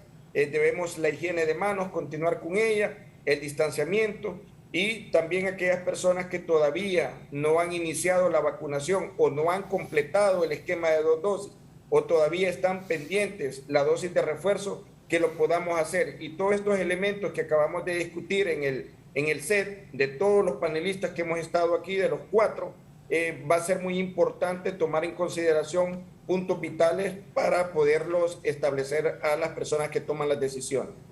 César Chirino, se habla de retorno a clases. Sí, muy de acuerdo. ¿Debe hacerse? No, debe hacerse con mucha prudencia. Primero debemos de vacunar tanto a los niños como a los padres de familia, porque nada nos sirve que vacunemos a los niños y no vamos a vacunar a los padres. Y a los maestros. Y a los maestros. ¿No? Y vea usted, algo que no se debe de perder de vista. Aquí las autoridades perdieron el rumbo, la dirección, porque al final los colegios magisteriales se sobrepusieron en cuanto a decir, no voy, no voy. Correcto. Y usted sabe que hicieron lo que hicieron. Eso no debe de pasar, hay que rescatar las institucionalidades, saber que si a usted lo ponen un cargo, no es que solamente debe ir a darle aumento a todo el mundo y quedar bien, no, debe de actuar con responsabilidad y compromiso. Yo creo que tanto los profesores como los padres de familia, los niños deben de vacunarse, pueden hacerlo en el segundo trimestre o en el cuarto mes, pero debemos de avanzar en el tema de la vacunación importante. Debemos ser responsables. Claro, también. Y quiero rescatar, Kimberly, que se trabajó muy bien y no hay que hacerlas del pato. En el tema de los triajes se trabajó muy bien, el tema de la campaña de vacunación de casa por casa se estuvo trabajando de manera efectiva, y en el tema de la vacunación hemos avanzado con programas de vacunatón. Eso fue importante y hay que dejarlo. Bueno, pero no hay que hacerlo al final, es empezar a correr. Personal médico que ni siquiera le pagaron ese vacunatón. Ese es uno de los problemas, pero eso ya es de responsabilidad y compromiso. La Secretaría de Salud tiene retos importantes, y me agrada lo que acaba al final, lo que terminó diciendo el doctor, que la inclusión, me gusta, no hay que tener miedo, doctor. Para eso estamos, nosotros somos profesionales también y nosotros lo manifestamos. Algunos se dedicaron a meter su familia, su familión, con sueldos grandes, y nosotros lo denunciamos.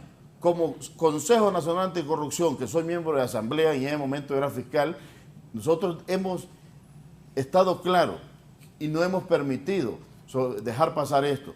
Todo aquel funcionario que incumplía en actos prácticamente de corrupción, nosotros lo manifestamos. Y hay cantidad en la unidad de FEDCO que tiene que trabajarla. Eso es claro, porque eso también afecta también las decisiones. Porque si usted viene hoy en día, por ejemplo, la pérdida del poder adquisitivo, ya con 100 lempiras usted ya no va a comprar 4 tamales, ya solo compra 3. Y posiblemente el 2022 solo va a comprar 2. Entonces, ve hasta dónde afecta, ¿va? Entonces, el tema de salud es muy importante, es vital que lo trabajemos de la mano, sigamos las recomendaciones. Han sido recomendaciones muy importantes que ha dado el doctor Fidel, el doctor Gómez y el doctor, ¿verdad? Claros y científicos. Y las suyas también. Yo quiero mencionar algo. Yo creo que a esta altura ya va a ser importante, por ejemplo, para el nuevo gobierno, independientemente de quién llegue ahí. Lo que el doctor Homer mencionaba es una cuestión que estuvo a lo largo de toda la pandemia, en donde la pandemia no fue gerenciada por técnicos, sino que fue gerenciada Bueno, mandaron a Consensa, San Pedro Sula hizo un buen trabajo. Completamente. Bueno. ¿O No, tiene su reserva, doctor? yo tengo mi reserva sobre eso. La vemos ahí. Y se la puedo mencionar porque, mire, uno de los problemas bueno, ese problema es clave. Entonces, ¿qué significa? Que las nuevas autoridades no deben de caer en ese error. ¿Por qué? Porque no es posible que alguien que no conoce del manejo de la epidemiología, sí, ¿verdad?, comience a tomar una serie de decisiones inapropiadas. Pero hay que reconocer también que al interior de la Secretaría hubo una serie de decisiones equivocadas. Por ejemplo, ustedes recuerdan que al principio hubo toda una discusión con el periodo de interdosis. ¿Se acuerdan? Sí. Mire, yo soy especialista en el diseño de ensayos clínicos, principalmente de vacunas. Sí. Entonces, uno conoce la metodología y si esa empresa productora o fabricante de la vacuna le dice a usted que la segunda dosis hay que ponerla a los 21 o los 28 días, no se invente que sean 4 meses. ¿Por qué? Porque ese tiempo que usted le está dando ahí, al único que está beneficiando es al virus para que avance. ¿Por qué? Porque si los estudios me señalan que era ese el periodo, pero ¿cuánto tiempo estuvieron insistiendo en eso? ¿Cuánto tiempo? Por ejemplo, lo último.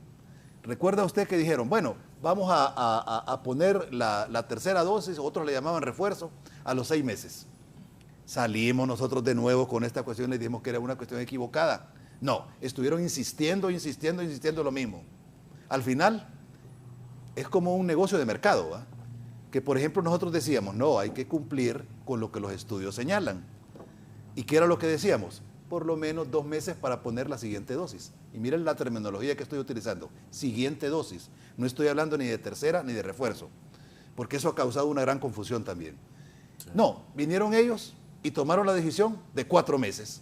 O sea, como para no dar su brazo a torcer, ¿verdad? Siempre fueron como negociando, es como cuando uno va al mercado, ¿va? Y me piden tanto, yo ofrezco esto, y voy entonces, ahorita ¿en cuántas la tienen? La tienen en 3 meses. Y el Seguro Social la tiene en 2 meses. Entonces, esta decisión que el Seguro Social tomó es una decisión correcta, aunque debió haber sido a los 21 o a los 28 días. Sí. ¿Verdad? Pero las secretarías siguen empecinados en que son 3 meses. Mire, yo he lanzado un reto. Y el reto que yo he lanzado es, nosotros como país debemos de adoptar un esquema de vacunación primario de 3 dosis, que sean obligatorias. Que la tercera dosis se ponga a los 21 o 28 días después de aplicada la segunda, porque los estudios señalan que los niveles de anticuerpos en ese momento comienzan a bajar. Entonces hay que subirlos. ¿Y cómo se sube? Con la aplicación de una siguiente dosis. Si nosotros hablamos una terminología igual todos, vamos a generar menos confusión. Pero ahí salían comunicados, recuerda que salió un comunicado así, en donde ponían un cuadrito. Si tiene 50 años, si tiene tal cosa, con un montón de variables ahí que al final nadie las entendía. Pero si nosotros adoptamos ese modelo de un esquema de vacunación de 3 dosis y luego pasamos a una siguiente etapa con los refuerzos, usted hace una diferenciación clara, la gente le va a entender. De acuerdo. La gente le va a entender, perfecto. Así como entendieron con lo de la polio que eran 3 dosis. O con la DPT, que eran 3 dosis, y que después había que aplicar refuerzos. Eso todo el mundo ya lo sabe. Pero no nos estemos inventando cosas, porque más bien generamos confusión. Doctor, ¿se puede poner la vacuna de la influenza y también vacunarse del COVID? ¿O no, cuánto tiempo debe esperarse? No es recomendable. No. Hay gente que ante el repunte de influenza anda vacunándose. Sí, pero fíjese que se da una situación bien especial ahí. Y es que, por ejemplo, personas que antes padecían de influenza, con la aplicación de la vacuna esta, ha disminuido. Por ejemplo, una colega suya me decía, mire doctor, después de que yo me puse la Pfizer, toda la rinitis que yo tenía, que usted no sabe, todo el problema, se fue. Entonces, hay cuestiones adicionales porque como los virus se parecen, son de la misma familia, entonces hay como una respuesta cruzada ahí.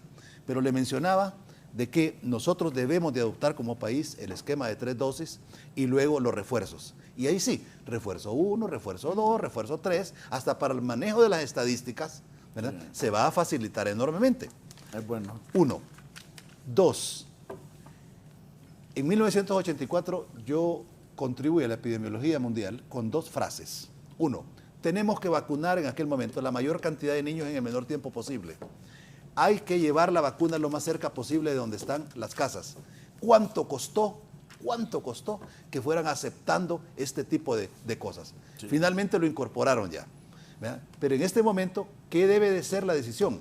La decisión debe de ser vacunar la totalidad de la gente en el menor tiempo posible, porque no debemos de tener personas sin vacunar. No. ¿Verdad? Ese criterio de que manejaban antes, que si tenemos el 70% vamos a obtener una inmunidad de rebaño, eso debe de desaparecer. Y yo lo dije desde un comienzo, es un error, porque ¿cuánto es 30%? Es un volumen de población grande y que se somete a riesgo. 2.7 millones. Y luego entonces hacer lo que hicimos en 1984. En 1984 dijeron que estaba loco, porque en una reunión donde estaba incluso el presidente de la República, tenía 23 años yo en ese momento, todos los que estaban eran ya viejos como soy ahora yo.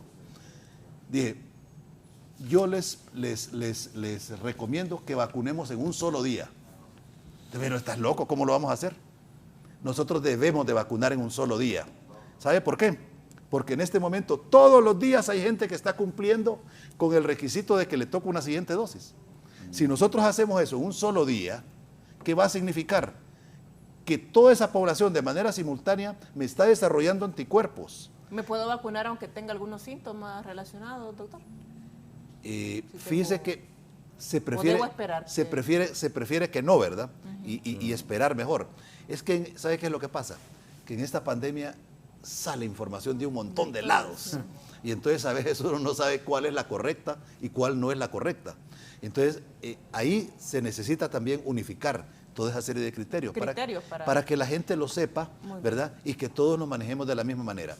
Si nosotros cumplimos con esa cuestión, nosotros vamos a tener rápidamente a la población vacunada. ¿Se imagina usted lo que va a significar? Honduras, los medios, ¿verdad? Honduras, primer país del mundo que logra la vacunación en un solo día. Sí. Y eso lo podemos lograr. Yo se los puedo demostrar que si nos funcionó en 1984, en donde no había tecnología, en donde no había mucha logística, y nosotros lo logramos, y ahora con toda la tecnología que hay, porque de una u otra forma la gente se ha ido concientizando, ¿no? Sí. Entonces, si nosotros ese día, que se convierte en el Día Nacional de la Vacunación, en donde todo el mundo sabe que esa es la actividad única que se va a hacer ese día, y todos nosotros participamos de esto, ¿qué es más fácil? Que usted venga y le diga a una empresa privada, por ejemplo, mire, présteme su personal de salud. Solo vamos a vacunar. Y présteme su logística durante 2 meses. Para pensarlo. Para pensarlo. Pero un día. Pero si usted le dice un solo día, ¿verdad? Claro, hay un proceso de capacitación previo, la gente le va a colaborar y va a tener entonces un movimiento ese día, pero espectacular. Sí. Así como se hizo en algún momento con el manejo de las enfermedades causadas por vectores, ¿verdad? Que en un solo día hacíamos la actividad de limpieza para la cuestión del dengue, aunque debe ser una actividad de manera permanente. Pero no quieren escuchar. Bien. Simple y sencillamente porque se están manejando con los criterios viejos. Imagínense que ahorita estamos poniendo la siguiente dosis, ¿verdad? Que le llaman tercera o que le llaman refuerzo. Y estamos siguiendo prácticamente los mismos criterios que se manejaron allá a un comienzo. No van a salir nunca de vacunar. Por eso cuando salió el plan de vacunación yo les dije, eso no les va a funcionar totalmente, sino que va a funcionar hasta cierto punto, porque las estrategias se agotan. Entonces, si nosotros tomamos esa decisión, mire, para el próximo gobierno y para las personas que, bueno, yo desconozco quiénes van a ir a la Secretaría, pero para las personas que van a ir a la Secretaría, abran los oídos, escuchen, ¿verdad? Permitan que hayan innovaciones en esto. Si nosotros en epidemiología no somos creativos, no hacemos innovación, nunca vamos a pasar de lo que estamos. Ese laboratorio de virología hay que hacerlo crecer. Ya deben de estar montadas todas esas pruebas, y qué bueno que lo que mencionaba el doctor que lo van a hacer, ¿verdad? ¿Por qué? Porque las personas que ocupan unas posiciones importantes de decisión, por ejemplo, en la Secretaría de Salud o en el Seguro Social, deben estar abiertas a escuchar. Pero si no lo están, van a seguir patinando en el mismo punto y no vamos a avanzar. Vamos a la pausa y, como dicen, zapatero a su zapato. Hay que poner personal calificado y con experiencia en cada una de las instituciones para evitar andar dando tumbos, como se dice popularmente. Ya volvemos.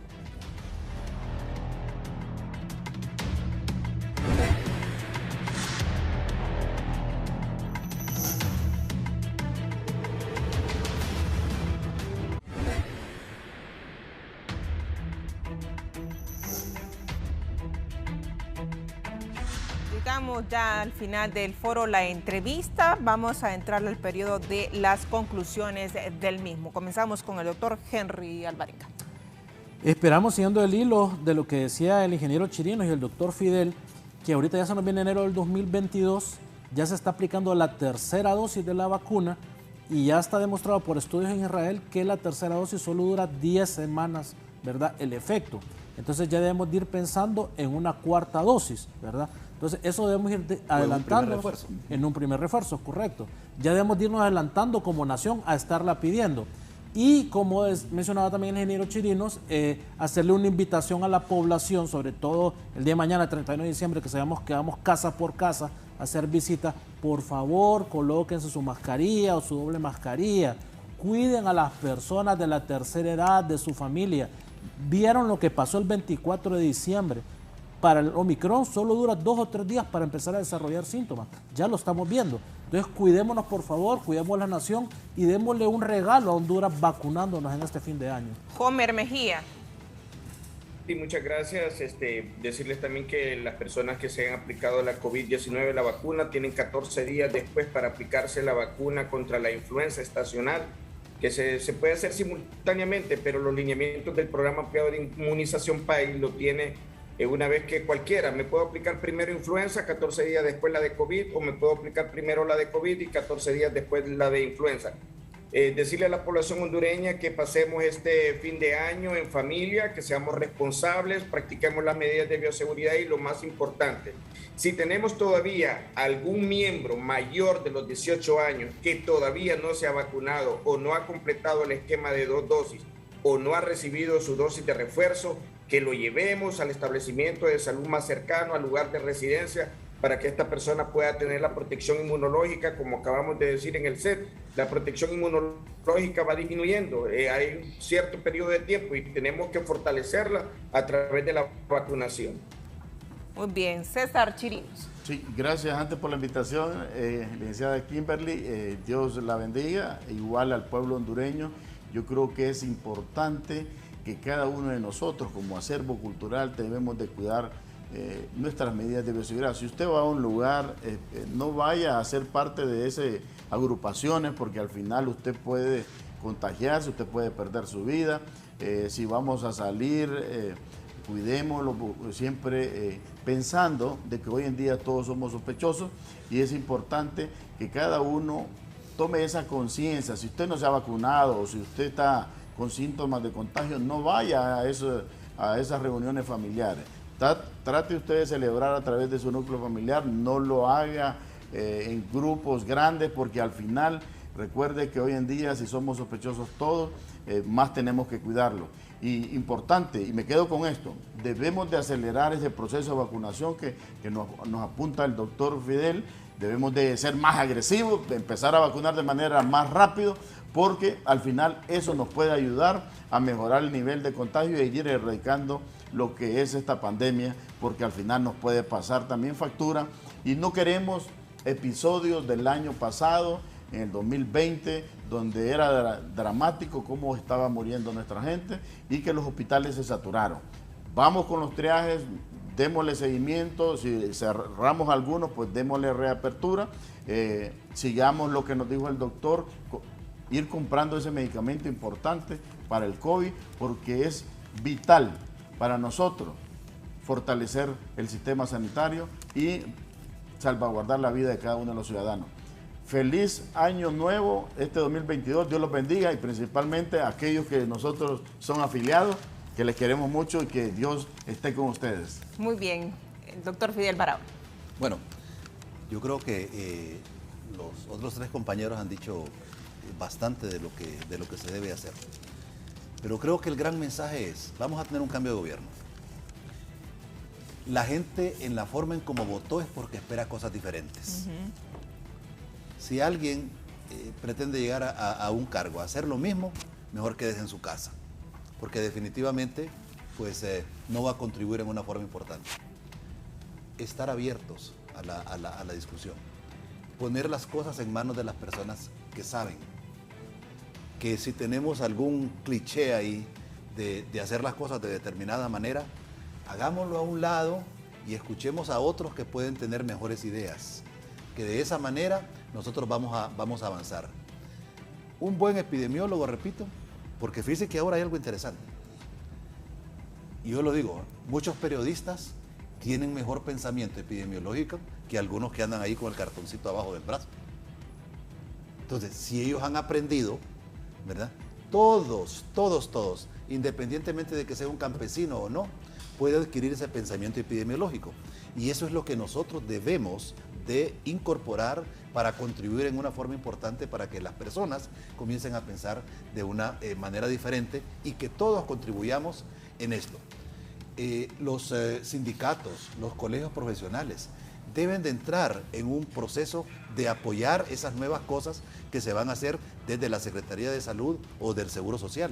¿Por qué? Porque no podemos estar en un pleito en el que si somos actores importantes, nos vamos a aislar nosotros mismos. Entonces debemos de cambiar ese esquema de pensamiento, por lo menos ahora que yo soy candidato a la presidencia del colegio médico y que estoy casi seguro que vamos a ganar ese proceso electoral por lo que la gente, los colegas dicen. Pues debemos de incorporar al colegio en una forma muy importante en todo este proceso, que verdaderamente participemos en el desarrollo de las políticas públicas en salud, porque si no hacemos eso, entonces ¿qué contribución estamos dando como organización? Muy bien, muchísimas gracias a mis 4 distinguidos invitados. De inmediato pasamos con un resumen informativo en el Foro La Entrevista.